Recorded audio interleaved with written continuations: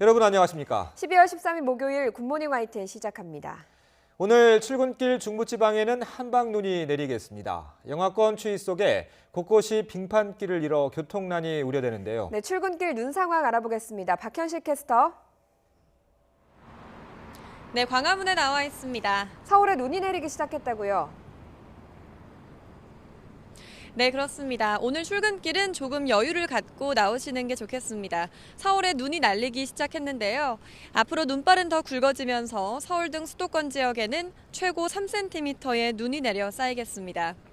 눈이 젖은 도로는 잘 보이지 않는 얼음층 블랙아이스가 형성돼 있습니다.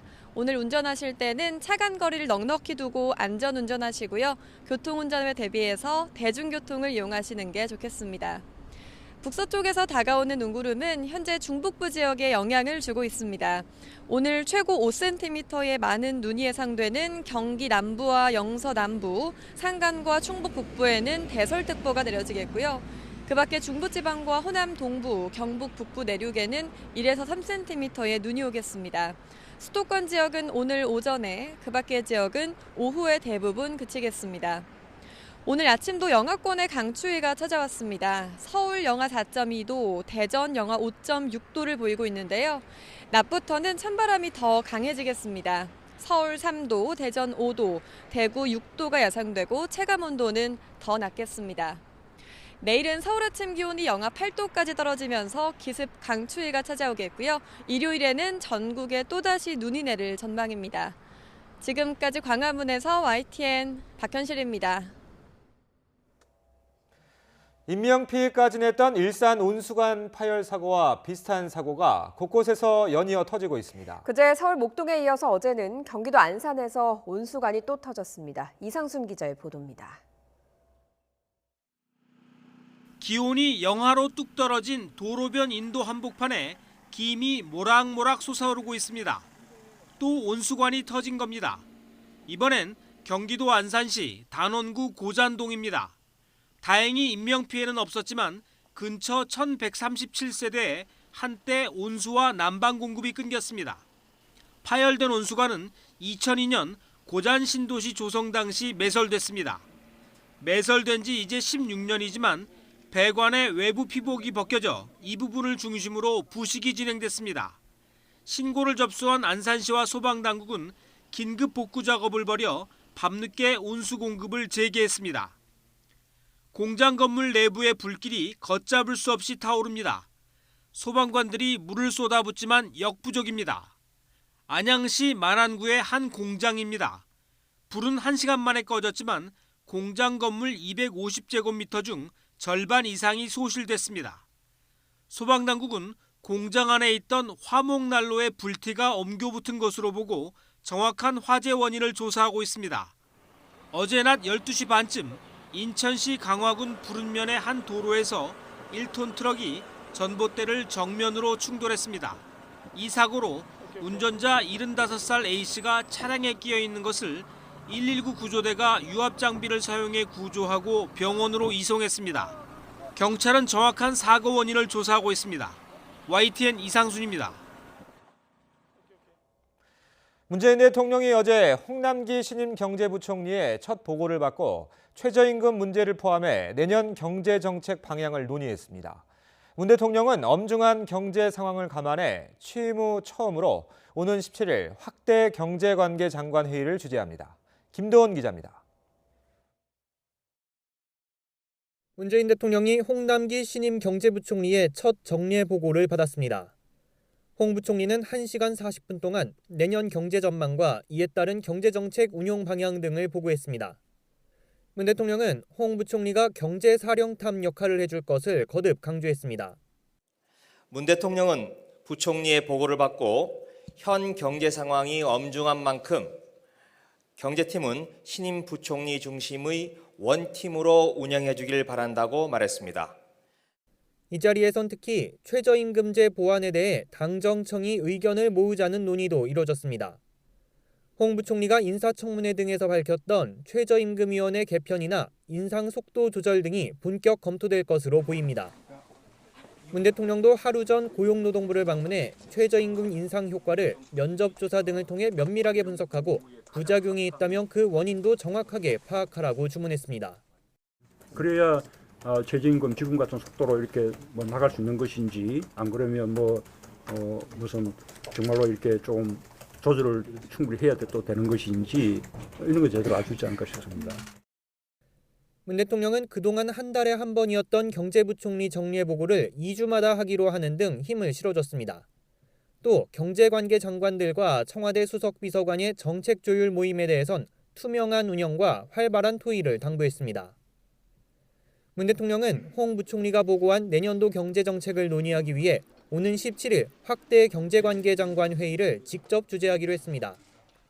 여당과 정부, 청와대는 내년 상반기에 예산 70%를 배정하고 일자리와 지역 밀착형 SOC 사업 등을 통해 경제에 활력을 불어넣기로 했습니다. 경제장관 회의를 문 대통령이 주재하는 건 이번이 처음입니다. 내년에는 일자리와 지역경제 같은 분야에서 국민이 체감할 수 있는 성과를 거둬야 한다는 의지를 반영하고 있습니다. YTN 김도원입니다. 정부가 가파른 최저임금 인상이 우리 경제에 부담이 된다는 지적을 받아들여 속도 조절에 나섰습니다.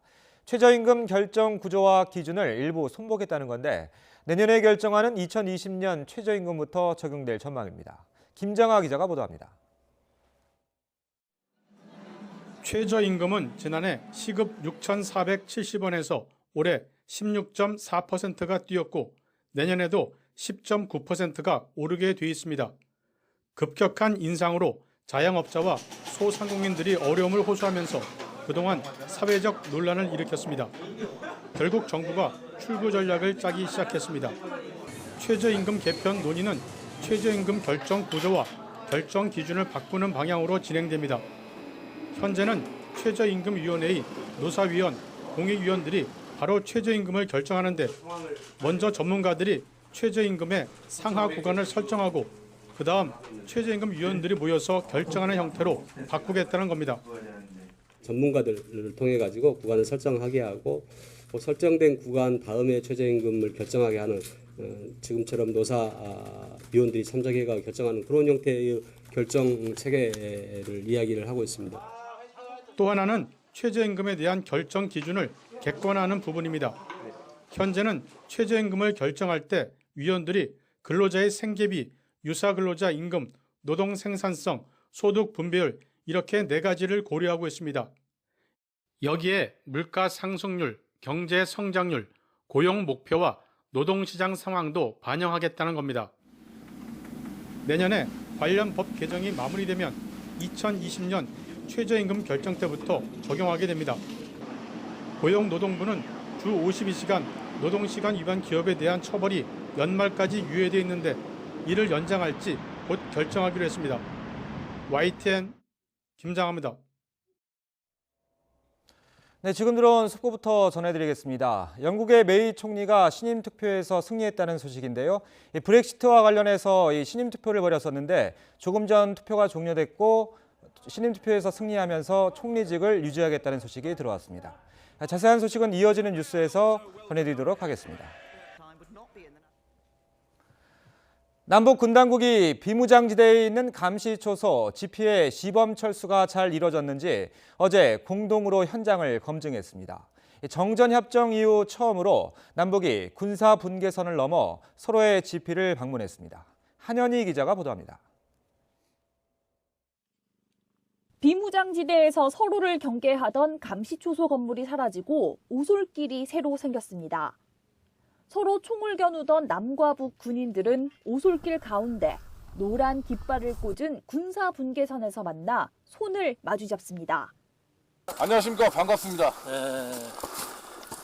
남측 성원들을 안내하게 하는 안내 책임자 육군 상자 리종수라고 합니다. 성함 어떻게 부르십니까? 윤명식 대령입니다. 남북 군인이 손을 맞잡은 건 9.19 군사 분야 합의에 따라 시범 철수한 DMZ 내 감시초소, 지피에 대한 검증을 진행하기 위해서입니다. 이 오솔길이 앞으로 대통로가 되길 바랍니다. 저도 바라는 바입니다. 네. 지금 이 역사적인 첫 걸음을 우리가 같이 떼는 거라고. 남북은 철수한 GP마다 검증요원과 촬영요원 등 현장 검증반 7명씩을 투입해 모든 화기와 장비, 병력이 철수했는지 확인했습니다. 또 감시소와 총안구 등 지상이나 지하 시설물이 철거됐는지도 유심히 살폈습니다. 남북이 비무장지대에 있는 서로의 GP를 이렇게 방문해 살펴본 것은 정전협정 이후 처음입니다. 생중계로 검증 현장을 지켜본 문재인 대통령은 65년 동안의 분단사에 새로운 획을 긋는 사건이라고 평했습니다.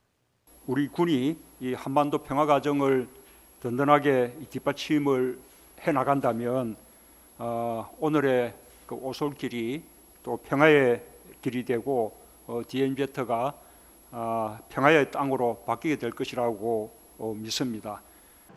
11개씩을 시범적으로 철수하기는 했지만 아직 남아있는 GP는 남측 50여 개와 북측 150여 개 등 모두 200여 개.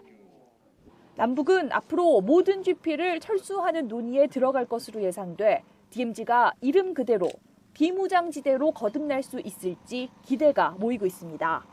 YTN 한현입니다.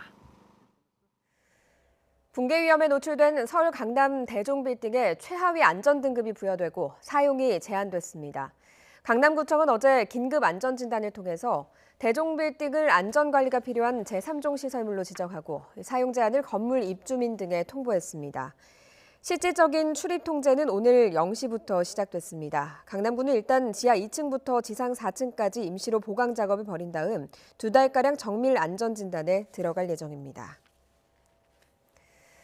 붕괴 위험에 노출된 이 오피스텔은 올해 초 정기 안전진단에서도 양호하다는 판정을 받았습니다. 처음부터 부실 시공됐던 것으로 보이는데 점검까지 부실했습니다. 박광열 기자의 보도입니다. 부랴부랴 긴급 점검을 시행한 서울시. 정밀 안전진단 결과를 봐야 한다면서도 부실 시공 가능성을 언급했습니다. 구조물이나 접합부가 견딜 수 있는 최대의 힘을 의미하는 내력 자체가 건축 당시부터 정상치의 80%에 불과했다는 겁니다. 철근의 그 결합 상태라든지 시멘트의 피복 상태, 시멘트의 단단함, 이런 것들이 굉장히 좀 부실한 것 같습니다.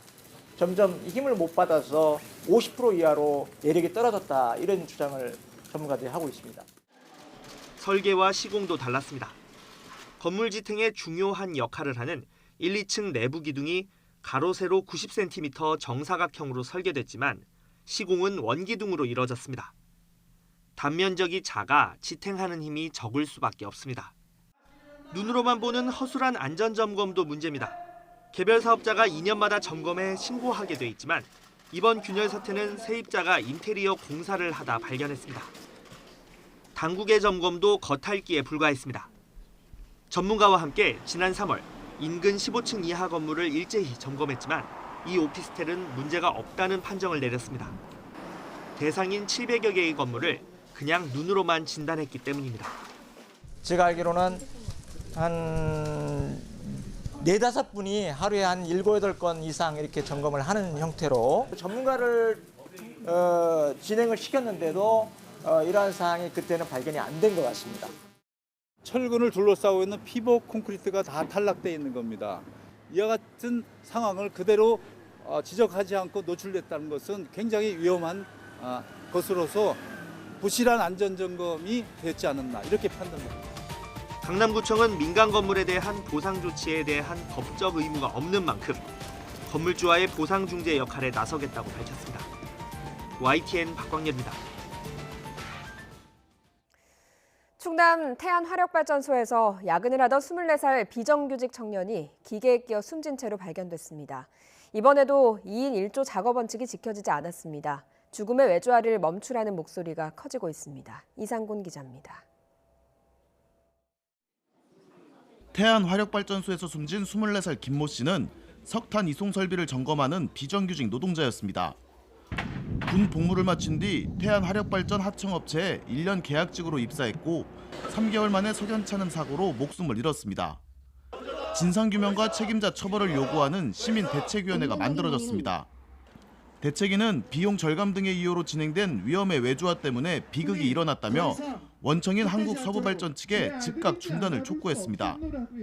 비정규직 당사자뿐만 아니라 시민사회, 법률단체, 인권단체, 종교단체 다 모여서 이 죽음 더 이상은 발생하지 않도록 만들겠습니다. 또 컨베이어 벨트에서 떨어진 석탄을 제거하라고 지시했던 서부발전이 사고를 개인의 실수로 몰아가고 있다며 분통을 터뜨렸습니다. 지시해놓고 안 하면 안 한다고 저희들한테 무언의 압박을 가해놓고 이제는 서류 꾸미기에 바쁘고 변명하기 바쁘고 뭐가 두렵습니까?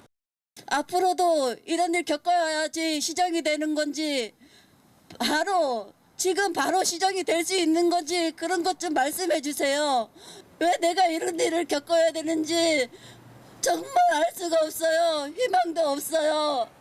지난 2010년부터 태안화력발전소에서 숨진 하청업체 노동자는 12명.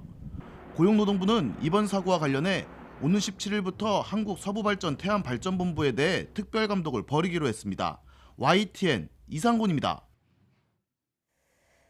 일본 최초의 훈장으로 일제강점기 이완용을 비롯한 을사오적은 물론 친일파라면 대부분 받았던 훈장이 있습니다. 진작에 없어져야 했을 것 같은 훈장을 우리나라 일부 외교관과 정치인, 경제인이 여전히 받고 있습니다. 고한석 기자가 취재했습니다. 1907년 정민년 7월 20일 고종 황제는 일제에 의해 폐위됩니다. 나흘 뒤 이토 히로부미와 이완용은 정민의격을 체결하고 대한제국 군대는 해산됩니다. 이때 이완용이 일본 천황으로부터 받은 훈장이 훈일등 우겔 동화 대수장, 이토 히로부미 가슴에 달린 것과 같은 일본 최고의 훈장입니다. 근대화와 이후 일본 최초 훈장이기도 한 우길장은 대중소와 그 하위 등급으로 나뉘어 주로 제국주의 선봉에 섰던 군인들과 을사오적 등 식민지 조선의 친일파에게 수여됐습니다. 그런데 해방 후 지금까지도 우길장은 한국인들에게 수여되고 있습니다. 1999년 11월 당시 김종필 국무총리, 박태준 자민련 총재를 불러 축하연을 열었습니다. 당시 박 총재가 한일 우호 친선에 이바지한 공로로 일본 정부로부터 훈일등 우겔 대수장을 받았기 때문입니다. 가장 등급이 높은 우겔 대수장 수상자만 보면 이병기 박근혜 전 대통령 비서실장과 권철현, 유명환, 유흥수 씨 등 전 일본 대사 가운데 일부가, 정치인으로는 김수환, 정의화 전 국회의장, 이홍구 전 국무총리 등이, 경제인 가운데는 송경식 경총회장, 조성래 효성회장 등이 받았습니다. 일본의 국가 침략주의를 상징하는 대표적인 훈장이 우길장입니다. 대단히 오늘날 한국 사람들이 그 우길장에 대해서 잘 모르고 있는 거, 이 문제는 사실 환기시켜서 제대로 알아야 합니다. 중국의 경우에는 우길장을 받는 사람이 한 사람도 없습니다. 떠오르는 태양을 의미하는 우길은 일본의 전통 문양입니다. 천여 년 전부터 사용됐다는 연구도 있어서 문양 자체를 제국주의의 잔재라고 하기는 어렵습니다. 이 때문에 국내 우길 훈장 수여자들도 문제의식을 느끼지 않았을 수 있습니다. 그런데 일제강점기를 겪은 우리에게 우길은 그렇게 단순한 의미가 아니죠. 과거 우길을 앞세워 침략전쟁에 나선 일본, 지금도 일본 군함에 걸려있는 이 우길기를 보면서 존중해야 할 외국의 전통 문화라고 여길 한국인은 많지 않을 겁니다. 여기서 비교해볼 만한 외국 사례가 하나 있습니다. 2차 세계대전 당시 나치 독일의 철십자 훈장. 철십자는 일본의 우길과 마찬가지로 십자군 전쟁 때부터 내려온 독일의 전통 문양입니다. 그러나 2차 세계대전 패망 후 독일은 전쟁 범죄의 상징이라는 이유로 이 철십자 훈장을 폐지했습니다. 설령 지금까지 남아있다 하더라도 히틀러의 훈장을 받을 프랑스 사람이 과연 있을까요? 내년이 3.1운동 100주년입니다. 지금까지도 제국주의 시절 훈장을 없애지 않고 자국민은 물론 외국인에게도 수여하는 일본. 그리고 별다른 거부감 없이 을사오적의 가슴에 달렸던 훈장을 받는 한국인들을 보면서 역사의식이란 무엇일까 생각하게 됩니다. YTN 고한석입니다.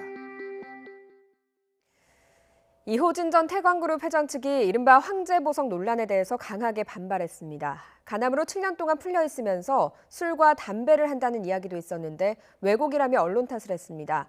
난데없는 배후설까지 들고 나왔습니다. 권남기 기자입니다. 황제보석 논란의 주인공인 이호진 전 태광그룹 회장이 자신의 재판에 참석했습니다. 자신을 둘러싼 비판을 의식한 듯 이 전 회장은 법원을 나서며 죄송하단 말을 수차례 반복했습니다. 회장님 어떤 게 죄송하세요?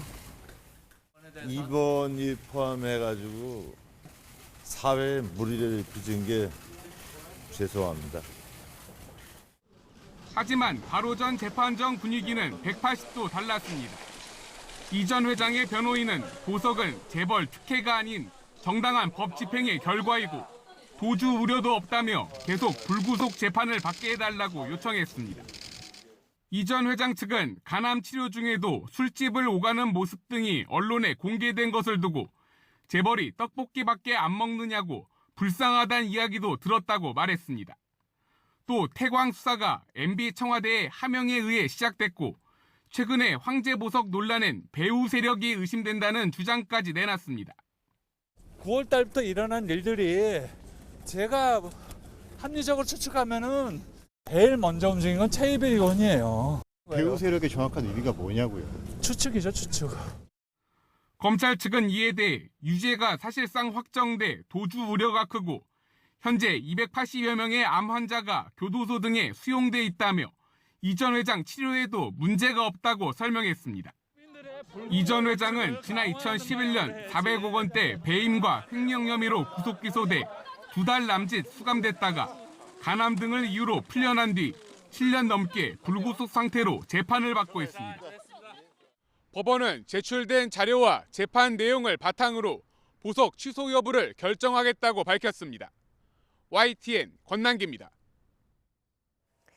이 황제보석 논란의 배후로 지목된 바른미래당 최이배 의원은 강한 유감을 표시했습니다. 최 의원은 YTN과의 통화에서 과거 시민단체에서 활동할 때부터 태광그룹의 지배구조 문제를 분석해서 지적했을 뿐 누구와 짜고 일을 한 적은 없다고 강조했습니다. 중국이 미국에서 요구하는 제조업 시장 개방을 확대할 것이라는 보도가 나오는 등 미중 간 무역 협상의 기대가 커지고 있습니다. 화해의 사태에 개입할 수 있다는 트럼프 대통령의 발언도 기대감을 높이고 있습니다. 뉴욕에서 김희영수 특파원이 보도합니다.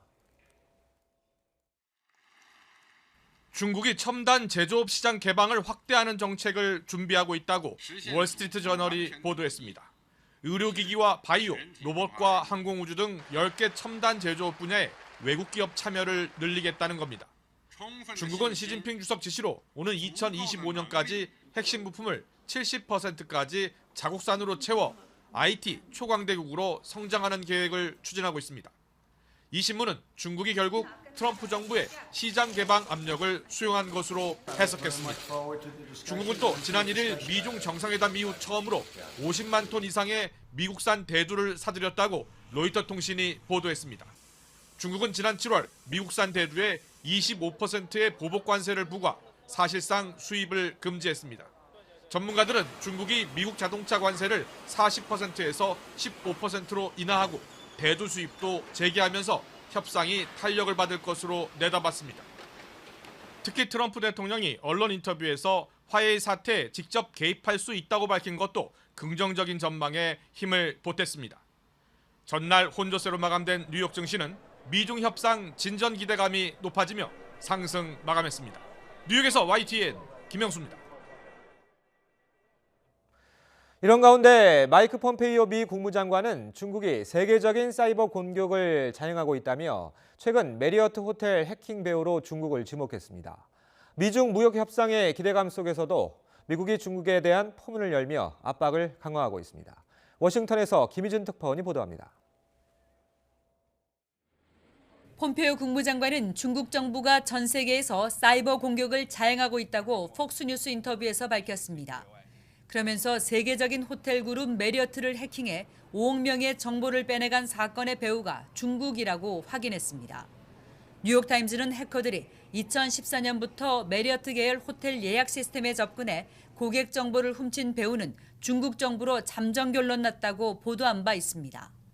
폼페이오 장관은 이어 중국을 전략적 경쟁자로 규정하고 도전적 관계에 있다고 강조했습니다. 남중국해에서 군사행동을 하고 미국 내 스파이 행위로 기업에 영향을 끼치고 있다고 비판했습니다. 때문에 미국이 중국의 위협에 맞서 싸우고 있고 무역도 그 한 요소라고 설명했습니다. 다만 미중 양국이 합의에 근접했다고 본다면서 몇 주 내에 좋은 발표가 있을 것이라고 낙관했습니다. 트럼프 대통령이 중국과 생산적인 대화를 하고 있다며 중대 발표를 예고한 것과 같은 맥락입니다. 이런 가운데 트럼프 정부는 이르면 이번 주 중국의 해킹과 경제 스파이 행위에 대한 조치를 내릴 것으로 알려졌습니다. 워싱턴에서 YTN 김유준입니다. 올겨울 한파가 본격적으로 시작되면서 저체온증으로 인해 벌써 4명이나 숨졌습니다. 이 같은 한랭 질환의 30%는 술 때문에 발생한다고 하는데요. 연말 술자리 주의하셔야겠습니다. 한영규 기자가 취재했습니다. 저체온증으로 인한 사망자는 요즘 같은 12월에 가장 많이 발생합니다. 질병관리본부는 이달 들어 10일까지 48명의 한랭 질환자가 발생해 이 가운데 4명이 저체온증으로 숨졌다고 밝혔습니다. 사망자는 지난 4일 경북에서 처음 나왔고 지난 7일과 9일에는 충북에서, 10일에는 전남에서 발생했습니다. 질환별로는 저체온증과 동상, 동창 등이었고 발생 장소는 길가와 집인 경우가 많았습니다. 체온이 심부 체온이 이제 35도 밑으로 떨어지게 되면 일단 저체온증이 있다고 봐야 되고요. 물론 이제 더 심하게 떨어지면 32도 이하거나 28도 이하면 더 심각하게 사망까지도 이를 수 있습니다. 지난 5년간 한랭 질환으로 숨진 사람은 모두 66명이었습니다. 월별로는 12월과 1월에 많은데 그중에서도 12월 중순에 사망자가 가장 많이 발생했습니다. 나이별로는 50대 한랭 질환자가 가장 많았고 고령일수록 저체온증과 같은 중증 한랭 질환이 많았습니다. 한랭 질환자의 30%는 술을 마신 음주 상태였는데 과음하면 체온이 올랐다 급격히 떨어지지만 추위를 잘 느끼지 못하기 때문입니다. 한랭 질환을 예방하려면 내복, 장갑, 목도리, 모자 등으로 몸을 따뜻하게 하는 것이 중요하며 고령자와 만성 질환자는 한파 때 실외 활동을 자제해야 합니다. YTN 한영규입니다. 코스피 상장사 10곳 가운데 6곳은 지난해에 비해 영업이익이 줄어든 것으로 조사됐습니다.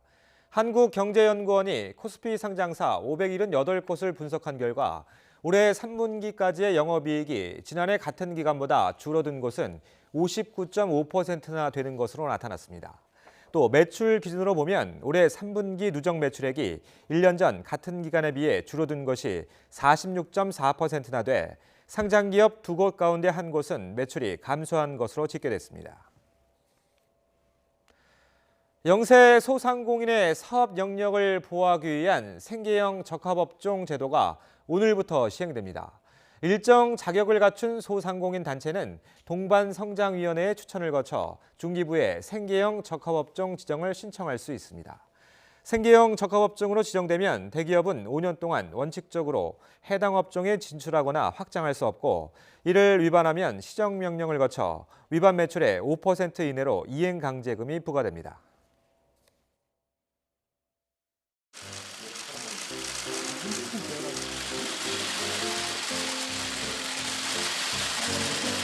원장님과의 관계를 돈독하게 하기 위해서. 그렇지 않아도 뭐 지난번에 소프라노 할 때 내가 테너했잖아요, 합창. 네, 맞습니다. 네. 이렇게 찍으면 미녀와 야수 같은데.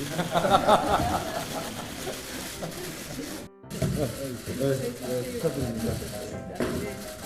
악수 한 마차기로 퇴직을 원하는 것 같습니다.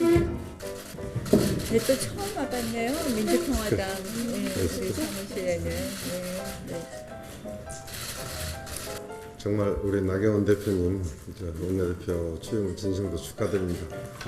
이번 한국당 원내대표 선거가 힘드셨던 모양입니다. 원래 고우신 얼굴이 많이 좀 전에보다 많이.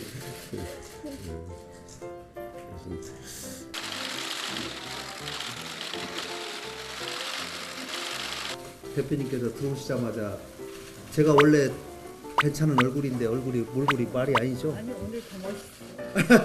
그래서 제가 지금 7일째 지금 여기서 자고 있습니다.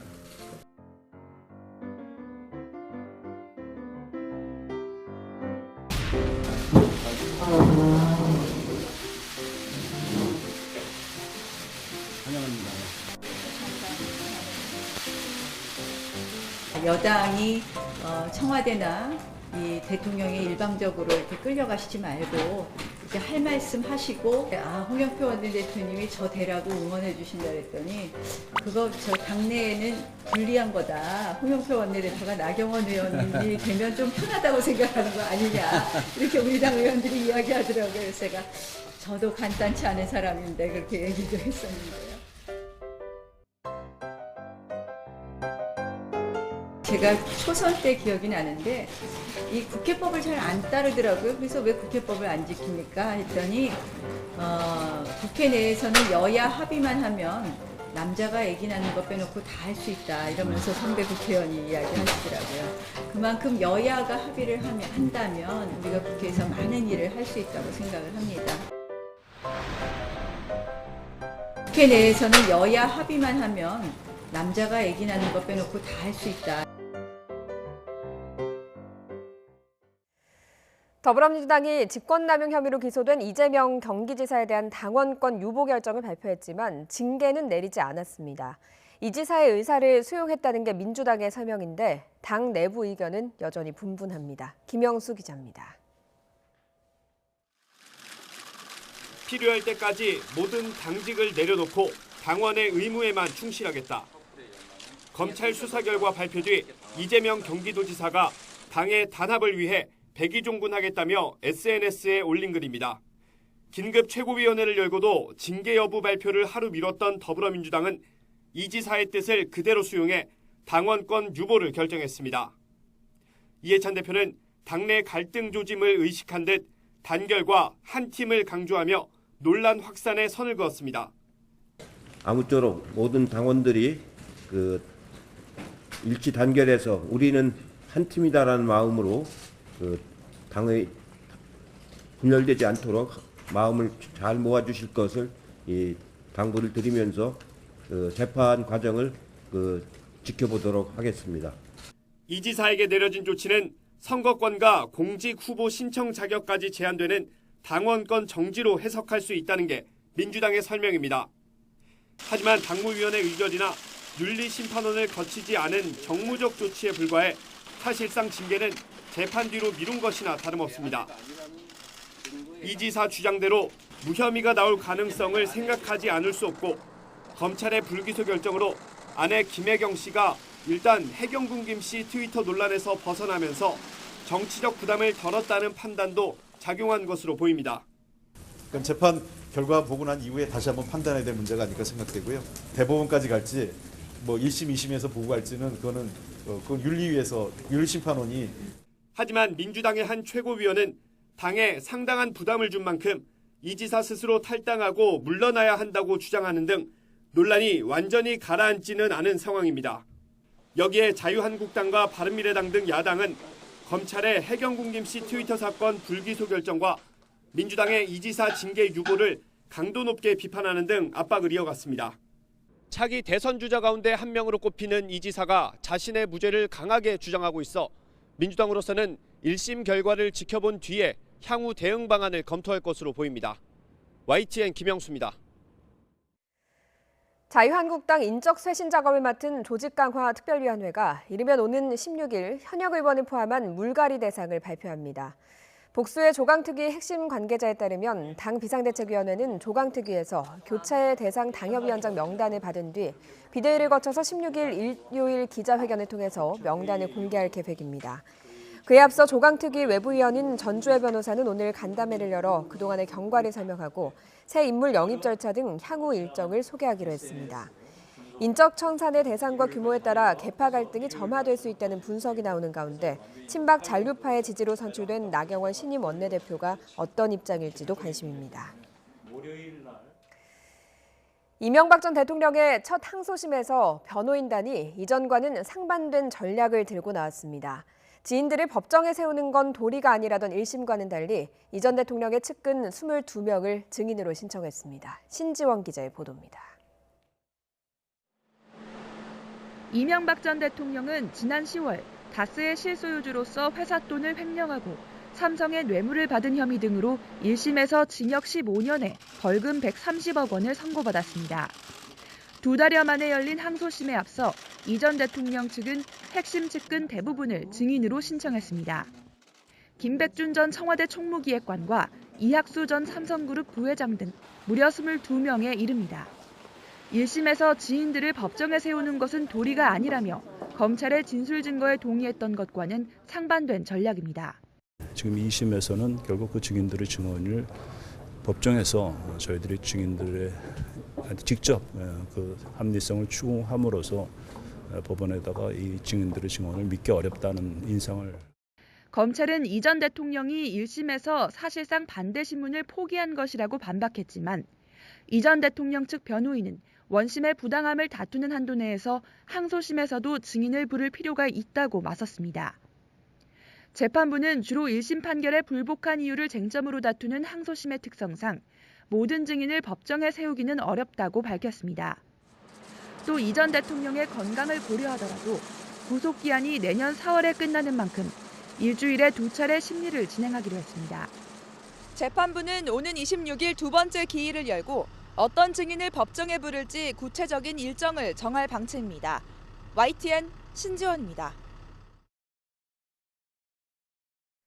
국세청이 구글코리아를 상대로 전격적인 세무조사에 나선 것으로 전해졌습니다. 국세청은 어제 서울 강남구 역삼동 구글코리아 사옥의 조사관을 보내서 회계장부 등 자료를 확보한 것으로 알려졌습니다. 업계에서는 최근 이슈로 떠오른 고소득 유튜브 제작자의 세금 탈루 의혹 등에 대해서 세무당국이 조사에 착수했다는 관측이 나오고 있습니다. 쌍둥이 딸에게 시험 문제를 유출한 혐의를 받는 숙명여고 전 교무부장의 1심 재판이 오늘부터 시작됩니다. 서울중앙지방법원은 오늘 오전 11시 업무방해 혐의로 구속된 숙명여고 전 교무부장 A씨의 첫 공판을 진행합니다. 재판부는 검찰과 A씨 측 변호인 양측의 입장을 확인하고 앞으로 심리 계획을 정할 방침입니다.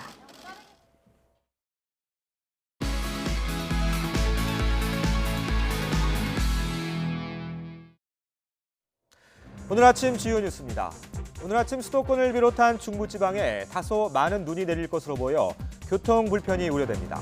경기 남부와 강원, 충북 지역에 최고 5cm, 서울과 호남, 경북 지역은 1에서 3cm의 눈이 예상됩니다. 문재인 대통령이 홍남기 신임 경제부총리의 첫 보고를 받고 최저임금제 보완 대책 등을 논의했습니다. 문 대통령은 17일 취임 이후 처음으로 확대 경제관계 장관회의를 주재할 예정입니다. 남북 군 당국이 비무장지대의 감시초소 GP 11곳에 대해 화기와 병력을 철수했는지 상호 검증을 실시했습니다. 남북이 GP를 서로 방문한 건 정전협정 체결 이후 처음입니다. 중국이 의료기기와 바이오 등 첨단 제조업 시장 개방을 확대할 것이라는 보도가 나왔습니다. 트럼프 정부의 시장 개방 압력을 수용한 것으로 보여 미중 무역 협상에 대한 기대가 커지고 있습니다. 오늘 아침 주요 뉴스였습니다. 남북 양측이 오늘 개성 남북공동연락사무소에서 경의선 동해선 철도 도로 연결과 현대화 착공식 관련 실무회의를 진행합니다. 양측은 이 자리에서 착공식 장소와 일정, 방식, 참석 대상자 등을 논의할 전망입니다. 정부는 연내 착공식 개최를 위해서 실무 협의를 착실하게 진행해 나갈 계획이라고 강조했습니다. 조명균 통일부 장관은 남북 교류가 재개돼 많은 것들이 이뤄지고 있지만 아직은 시작의 시작 단계, 준비하는 단계라고 평가했습니다. 조 장관은 어제 한 학술회의 축사에서 작년 이맘때는 전쟁을 걱정했지만 올해는 남북 관계가 많이 변화하면서 평화를 얘기하고 있다며 이같이 말했습니다.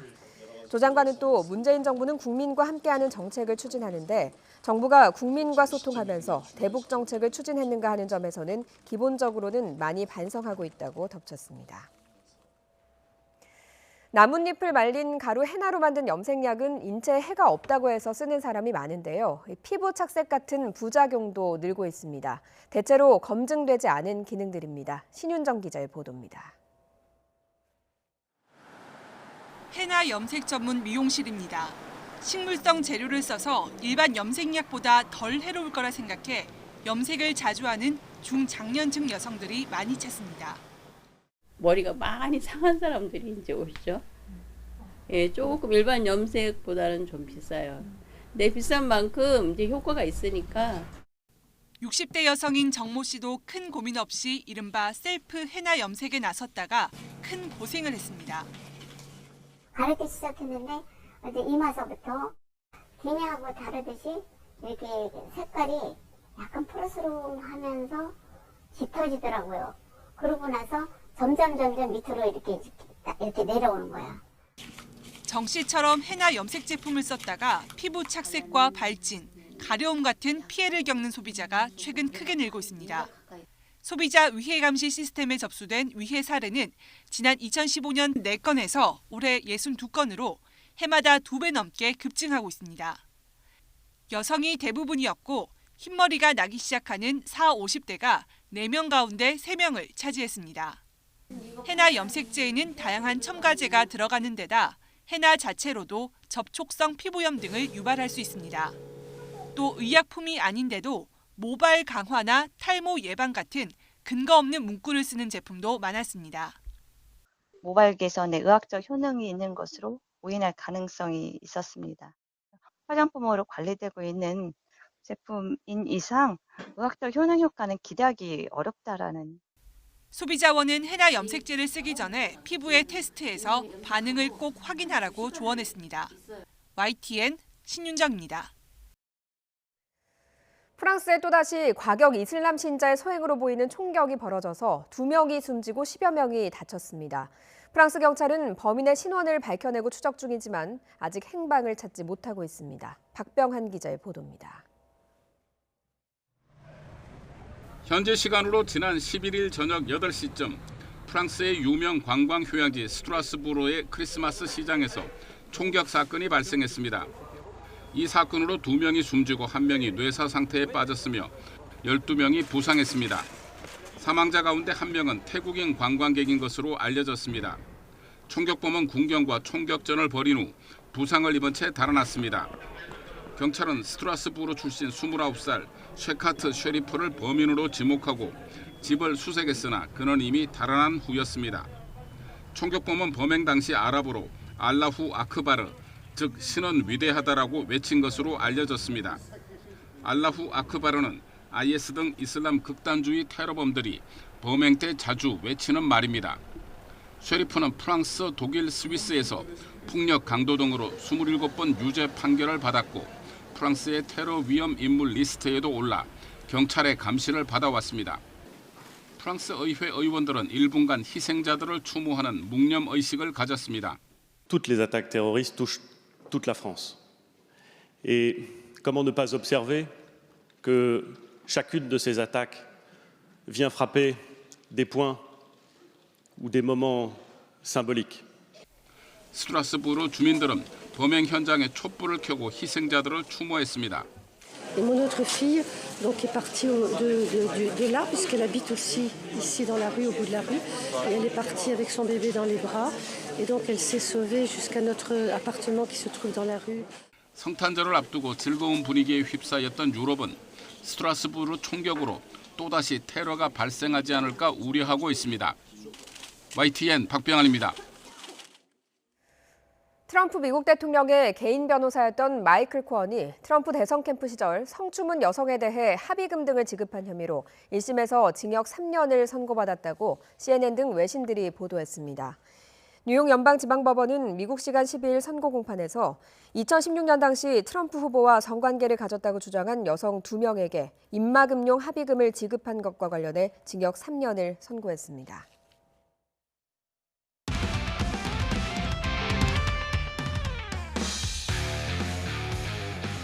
스포츠 뉴스입니다. 지난 7월 코리아 오픈 탁구 우승을 합작했던 남북 단일팀 장우진, 차효심 콤비가 연말 왕중왕전에 도전장을 던졌습니다. 한층 친숙해진 호흡을 내세워 또 한 번 감동의 플레이를 다짐하고 있습니다. 양시찬 기자가 보도합니다. 지난 7월 최강 중국 등 강호 등을 연파하며 코리아 오픈 혼합복식 정상에 올라 하나 된 남북의 힘을 과시했던 장우진, 차유심. 테이블의 남남북녀 콤비가 이번에는 연말 왕중왕전 그랜드 파이널스에서 세계적인 강자들과 맞붙습니다. 지난달 오스트리아 오픈에 이어 올해만 벌써 3번째 호흡을 맞추는 만큼 콤비 플레이 역시 무르익고 있습니다. 하면 할수록 진짜 말 그대로 좀 친누나처럼 이렇게 좀 어색함이 없었던 것 같고, 그리고 기술적으로는 리시브나 이제 남자 공을 잘 받으니까. 첫 상대는 공교롭게도 지난 세계선수권 챔피언인 일본의 가스미 요시무라죠. 세계 1위를 맞이했지만 두 선수는 부담 없이 홈팬들 앞에서 최선을 다할 생각입니다.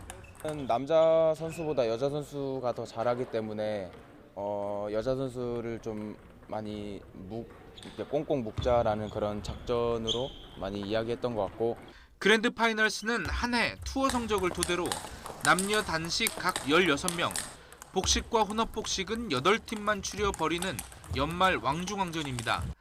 만리장성을 대표하는 랭킹 1위 판정동과 2위 쉬시는 물론 최근 국제대회에서 잇따라 중국을 꺾고 있는 일본의 신예 이토미마 등 각국의 별들이 총출동합니다. 우리나라는 장우진 외 영건, 임종훈 등 남자 4명, 여자부는 양하은 등 3명이 출전 자격을 얻어 세계의 벽에 도전합니다. YTN 양시창입니다. 손흥민의 토트넘이 메시의 바르셀로나와 무승부를 거두고 챔피언스리그 16강에 진출했습니다. 이틀 휴식 후 또다시 선발 출전한 손흥민은 활발하게 골문을 두드렸지만 2% 부족했습니다. 김재형 기자입니다. 감각적인 뒷공간 침투와 스피드를 앞세운 드리블. 하지만 슈팅은 골키퍼 발끝에 걸립니다. 곧이어 왼발 슈팅으로 골문을 두드려봤지만 이번에도 골키퍼에 막혔습니다. 손흥민은 바르셀로나 원정을 포함해 6일 사이 3경기 연속 선발 출전했습니다. 그래서인지 2경기 연속골을 기록한 이틀 전보다 슈팅의 예리함이 다소 떨어져 보였습니다. 팀 내 최다인 유효 슈팅 3개를 기록했지만 손흥민은 끝내 3경기 연속골에 실패했습니다. 토트넘은 전반 8분 덴벨레의 엄청난 스피드의 선제골을 내준 뒤 후반 40분 극적으로 균형을 맞췄습니다. 손흥민을 대신해 교체 투입된 모우라가 케인의 패스를 받아 귀중한 동점골을 터뜨렸습니다. 이로써 토트넘은 이탈리아의 인터미란을 따돌리고 16강에 진출했습니다. 초반 3경기 1무 2패에 부진해도 이후 2승 1무를 기록하는 무서운 뒷심으로 역전에 성공했습니다. 같은 시각 인터밀란은 홈에서 에인트호번과 1대1로 비겨 조별 예선에서 짐을 쌌습니다. 이기면 토트넘을 제치고 16강 진출이 가능했지만 17개의 슈팅을 퍼붓고도 한 골에 그쳤습니다. 리버풀은 살라의 결승골에 힘입어 나폴리의 다득점에서 앞서 16강에 합류했습니다. 16강행을 조기 확정한 맨시티, 맨유에 이어 토트넘, 리버풀이 합류하면서 프리미어리그 소속 4팀 모두가 챔피언스리그 16강에 올랐습니다. YTN 김재현입니다. 챔스리그 바르셀로나 경기 이전까지 리그에서 2경기 연속골을 몰아쳤던 손흥민이 프리미어리그 파워랭킹에서 2위에 올랐습니다. 영국 스카이 스포츠가 발표한 이번 주 16라운드 파워랭킹을 보면 손흥민은 8,156점으로 리버풀 살라에 이어 2번째 높은 자리를 차지했습니다. 파워랭킹은 최근 5경기를 기준으로 모두 34가지의 기록을 통해 팀 공헌도를 산출하는 것으로 토트넘 동료 알리는 12위, 해리 케인은 13위를 기록했습니다.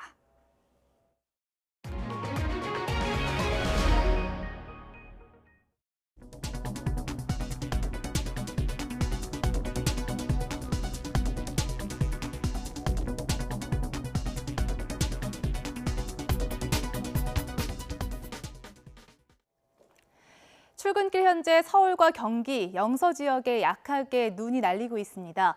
예상보다 눈구름이 약하게 발달하고 있는데요. 지금까지 인천에 0.3cm, 김포에 0.5cm의 적은 양의 눈이 쌓였습니다. 이에 따라 조금 전 6시 30분을 기해서 기상청은 당초 예보와 달리 예상 적설량을 하향 조정했습니다. 중부 내륙에 1cm 안팎, 중부 서해안 지역에만 최고 3cm의 눈이 올 것으로 보입니다. 눈은 오늘 오후까지 이어진 뒤에 그치겠습니다. 오늘 현재 기온 보시겠습니다. 서울의 기온이 영하 2.1도, 청주 영하 4.1도로 어제보단 높지만 대부분 영하권입니다. 낮 기온은 어제와 비슷해 영상권을 보이겠습니다. 서울의 한낮 기온이 3도, 안동 4도, 대전 5도까지 오르겠습니다. 하지만 눈이 그친 뒤 밤사이 기온이 뚝 떨어져 강추위가 찾아올 것으로 보이는데요. 내일 아침 서울의 기온은 영하 8도까지 떨어지겠습니다. 날씨 정보였습니다. 굿모닝 YTN 2부 잠시 뒤에 이어집니다.